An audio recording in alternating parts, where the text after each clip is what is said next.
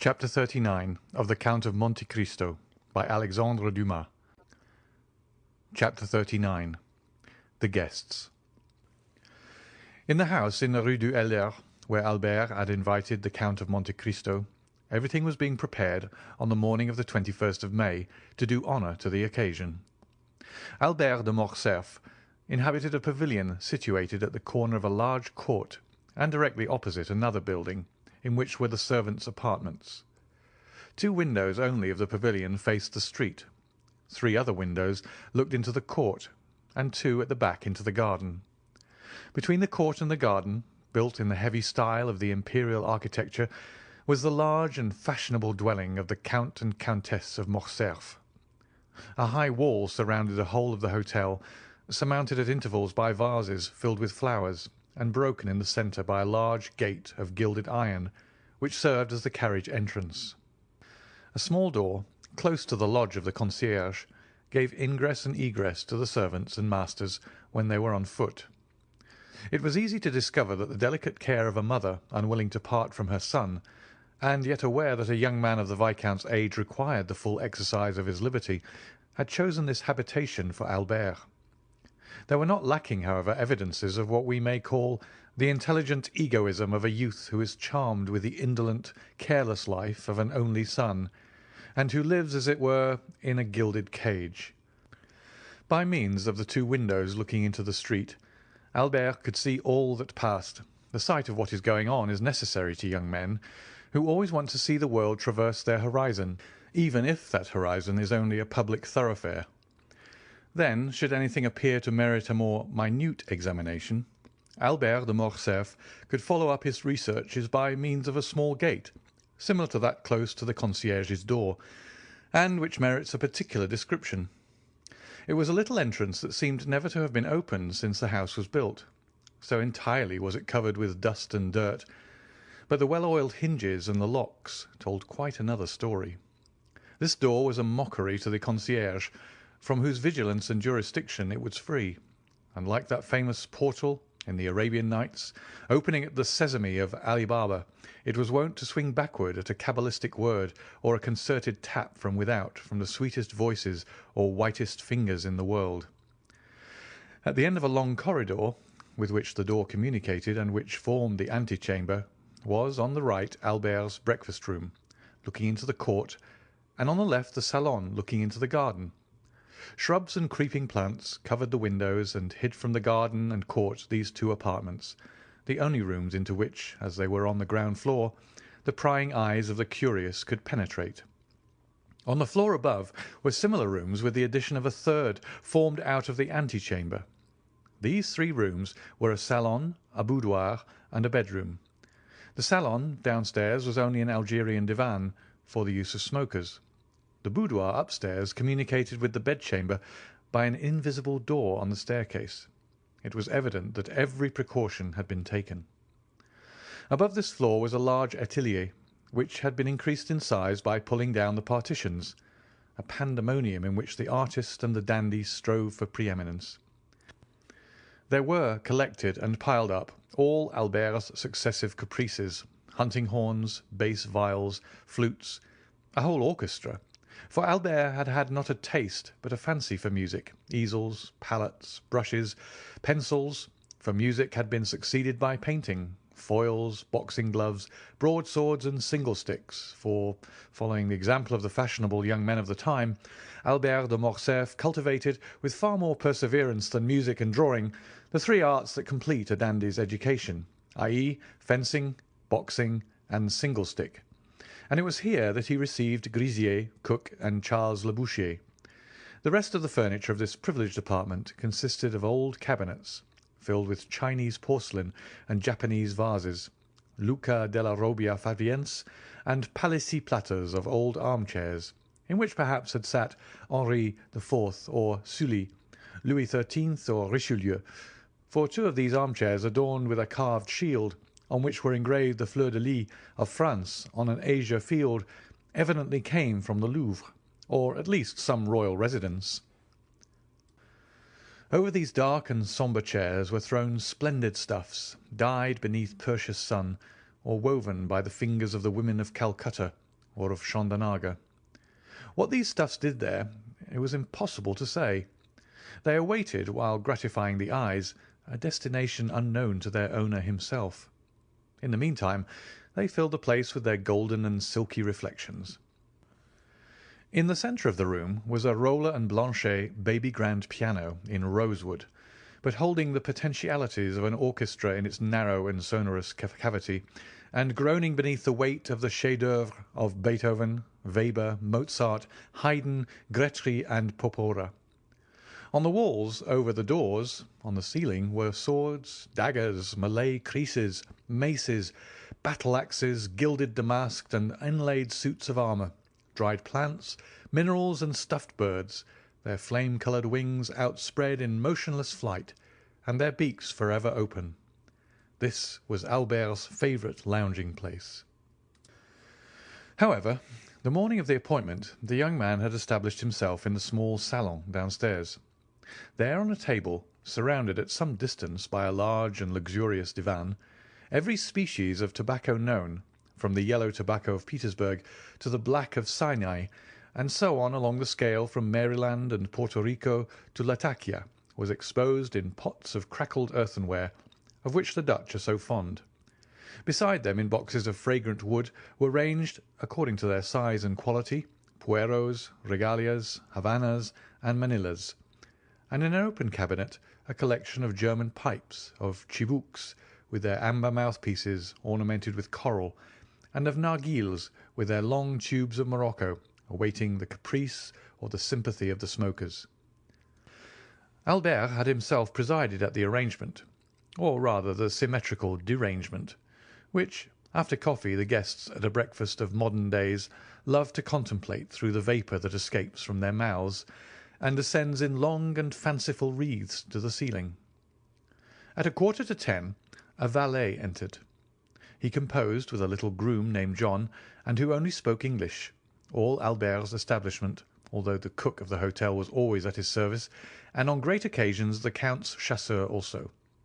This valet, whose name was Germain, and who enjoyed the entire confidence of his young master, held in one hand a number of papers, and in the other a packet of letters, which he gave to Albert. Albert glanced carelessly at the different missives, selected two written in a small and delicate hand, and enclosed in scented envelopes, opened them, and perused their contents with some attention. "How did these letters come?" said he. "One by the post. Madame Danglars' footman left the other." "Let Madame Danglars know that I accept the place she offers me in her box. Wait. Then, during the day, tell Rosa that when I leave the opera I will sup with her as she wishes. Take her 6 bottles of different wine, Cyprus, sherry, and Malaga, and a barrel of Ostend oysters. Get them at Borel's, and be sure you say they are from me." "At what o'clock, sir, do you breakfast?" "What time is it now?" "At 9:45. "Very well. At 10:30. Debray will perhaps be obliged to go to the minister, and besides—" Albert looked at his tablets. "It is the hour I told the Count, 21st May, at 10:30, and though I do not much rely upon his promise, I wish to be punctual. Is the Countess up yet?" "If you wish, I will inquire." "Yes, ask her for one of her liqueur cellaret. Mine is incomplete, and tell her I shall have the honour of seeing her about 3 o'clock, and that I request permission to introduce someone to her." The valet left the room. Albert threw himself on the divan, tore off the cover of 2 or 3 of the papers, looked at the theatre announcements, made a face, seeing they gave an opera and not a ballet, hunted vainly amongst the advertisements for a new tooth-powder of which he had heard, and threw down, one after the other, the 3 leading papers of Paris, muttering, "These papers become more and more stupid every day." A moment after, a carriage stopped before the door, and the servant announced Monsieur Lucien Debray. A tall young man with light hair, clear grey eyes, and thin and compressed lips, dressed in a blue coat with beautifully carved gold buttons, a white neckcloth, and a tortoise-shell eyeglass suspended by a silken thread, and which by an effort of superciliary and zygomatic muscles he fixed in his eye, entered with a half-official air, without smiling or speaking. "Good morning, Lucien." "Good morning," said Albert. "Your punctuality really alarms me." "What do I say? Punctuality. You, whom I expected last, you arrive at 5 minutes to 10, when the time fixed was half-past. Has the ministry resigned?"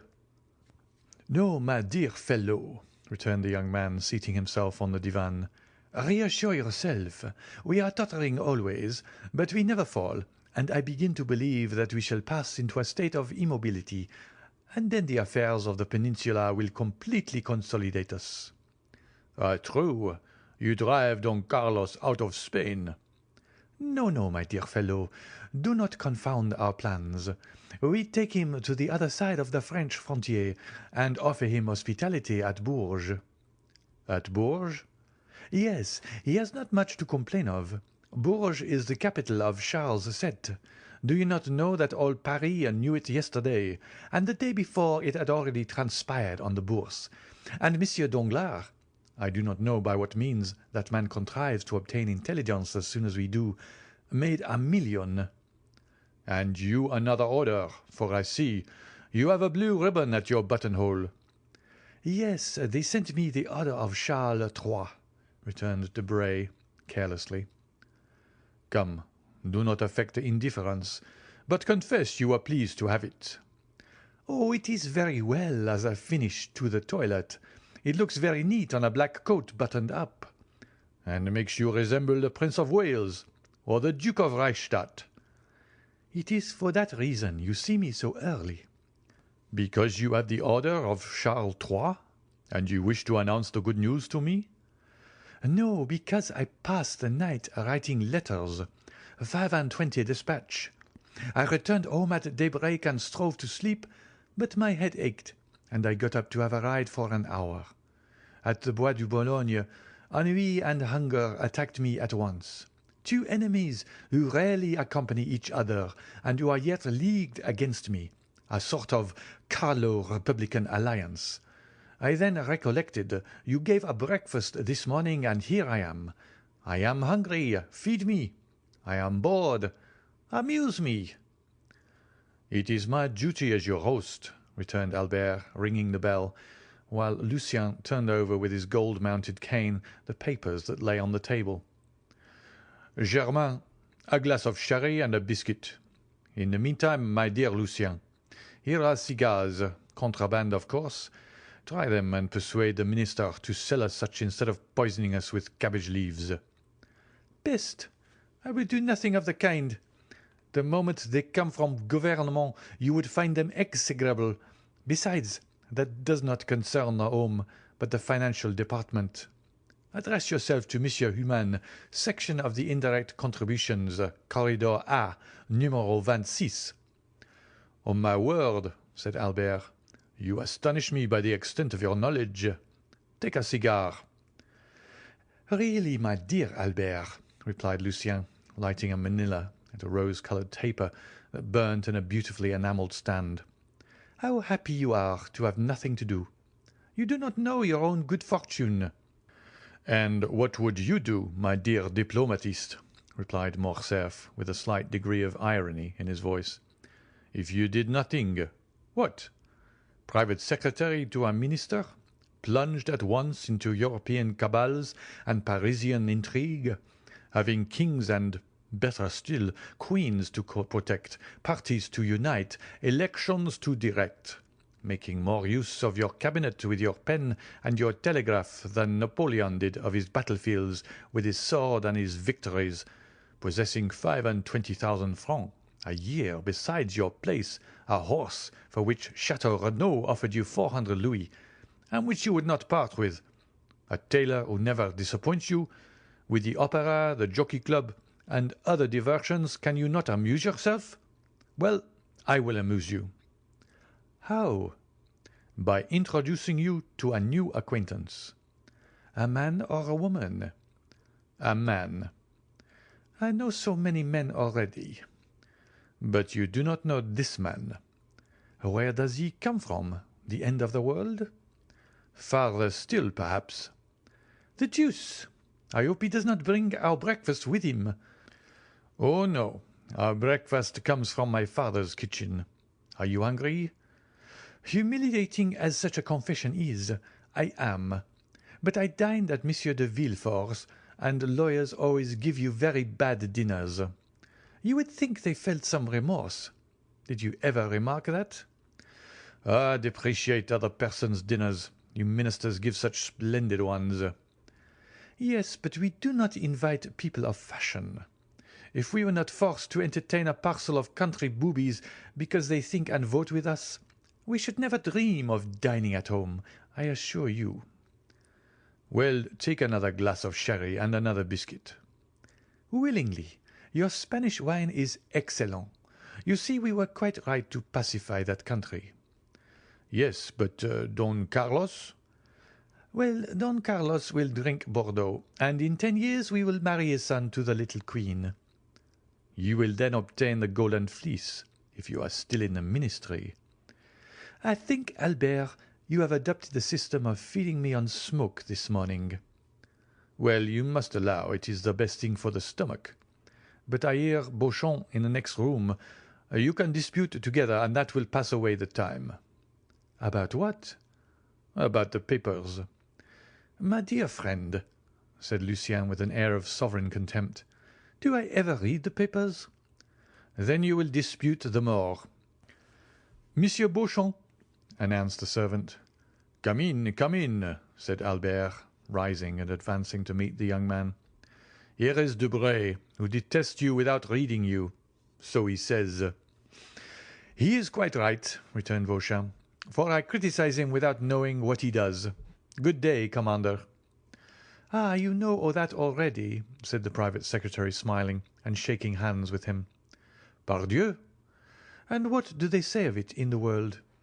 "In which world? We have so many worlds in the year of grace, 1838.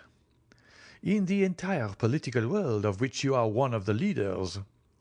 "They say that it is quite fair, and that sowing so much red you ought to reap a little blue." "Come, come, that is not bad," said Lucien. "Why do you not join our party, my dear Beauchamp? With your talents you would make your fortune in 3 or 4 years." "I only wait one thing before following your advice, that is, a minister who will hold office for 6 months. My dear Albert, one word, for I must give poor Lucien a respite. Do we breakfast or dine? I must go to the Chamber, for our life is not an idle one."